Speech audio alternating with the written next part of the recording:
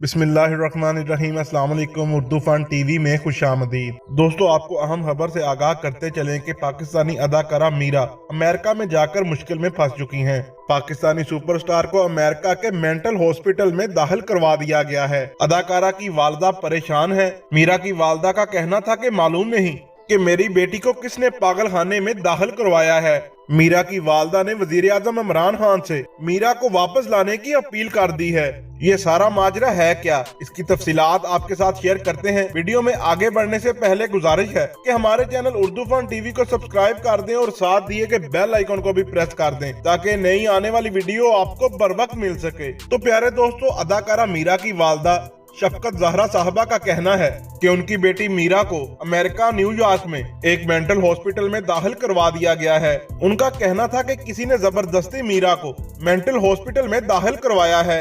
मीरा की वालदा का कहना था कि मीरा के साथ आखिरी बार 3 अप्रैल को फोन पर बात हुई और उस फोन कॉल के दौरान मीरा काफी घबराई हुई थी। कुछ रोज बाद मीरा ने अननोन नंबर से कॉल की और उसमें मीरा ने बताया कि मुझे अमेरिका के एक पागल खाने में दाखिल करवा दिया गया है और मुख्तसर सी कॉल के बाद कॉल डिस्कनेक्ट हो गई।